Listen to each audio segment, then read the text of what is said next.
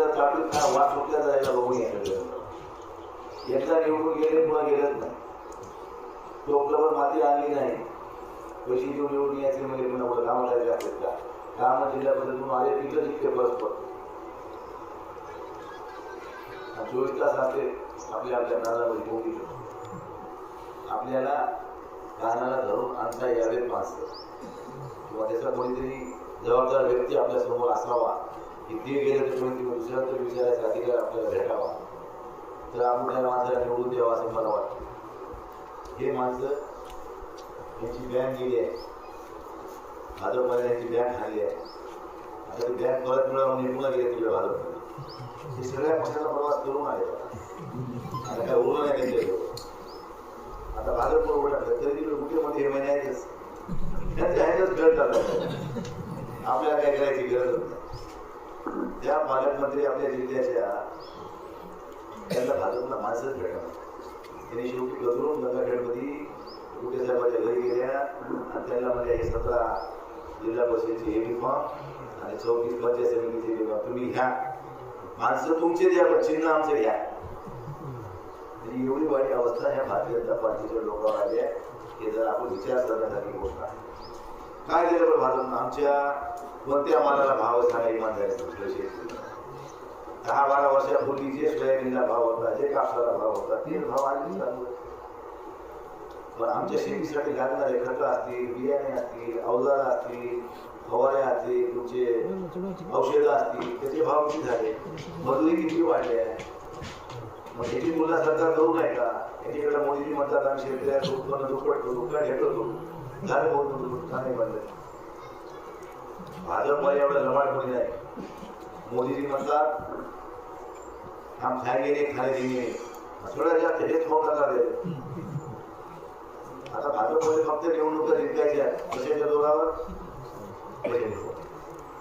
कुठे धरून आणायचं ठरवलं. असले माणसं जर या आणून निवडून आणले पैशाच्या कानावर देश कसा शिकायचा, लोकशाही कशी जिवंत राहिली देशातली. अरे सर्वसामान्य परिवारातल्या माणसांना कोणी उभं टाकू नये का? त्यांना कधी निवडून येऊ नये का? त्यांना मी त्या खुर्चीवर कधी बसू नये का? हिनेच बसव छोटे 12 महिने.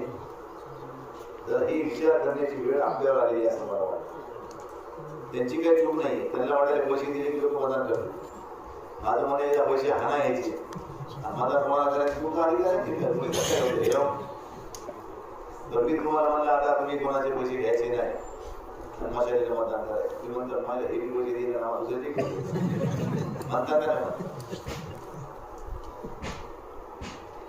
या राज्याचे मुख्यमंत्री देवेंद्र फडणवीस साहेब हे विधानसभा निवडणुकीच्या पूर्वी काय म्हणले की राज्यामध्ये भारतीय जनता पार्टीचं सरकार येऊ द्या, भाजपचा मुख्यमंत्री होऊ द्या, मी सर्व शेतकऱ्याची कर्जमाफी करतो. आता सरकार येऊन 6 वर्ष होत आले, झाली आहे तुमची कर्जमाफी. आता कर्जमाफी करा म्हणून आम्ही म्हणू लागलो की म्हणे निवडणुकीत असं बोलावंच लागते, निवडणुकीत बोललं म्हणजे फाळावंच लागते का? माझी मी तुम्हाला हात जोडून विनंती आहे, मायबापाचे हिंमत देत होता. तुम्ही म्हणायचं मतदान आम्ही तुम्हालाच करणार आहे, त्याचा माल घ्यायचा, मतदान आणायचं मशाली. पुन्हा विचार करताना म्हणायचं निवडणुकीत असं बोलावंच लागते. आपण तसंच म्हणायचं, त्याशिवाय कळणार नाही. त्याला वाटायला निवडणुकी पुढचं गोडगोड बोलायचं, विरोध काढून यायची, पुन्हा आपलं 5. हे सगळ्या गोष्टी तुम्ही शिकल्या पाहिजे, तुम्ही हुशार झाले पाहिजे. तुम्ही हुशार खाण्याची गरज नाही, पण आता काळाची गरज आहे. ते शेतकऱ्याला येड्यात काढायचे, पीक कर्ज देणार, विमा देणार, काय देणार ना. उद्धव ठाकरे मुख्यमंत्री होते 2.5 वर्षासाठी.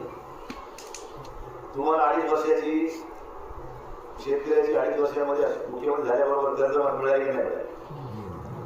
2 लाखापर्यंतची कर्जमाफी उद्धव ठाकरेच्या काळात मिळाली की नाही मिळाली? कोरोनाचा काळ होता, सरकारजवळ पैसा नव्हता, पण शेतकरी सुद्धा अडचणीत आहे म्हणून उद्धव ठाकरेंना सगळ्या शेतकऱ्याची कुठल्याही अटी शर्ती विना, कुठल्याही हे कागद आण, हे ऑनलाईन कर, ते ऑनलाईन कर तरी म्हणले का? त्याच्या अगोदर देवेंद्र फडणवीस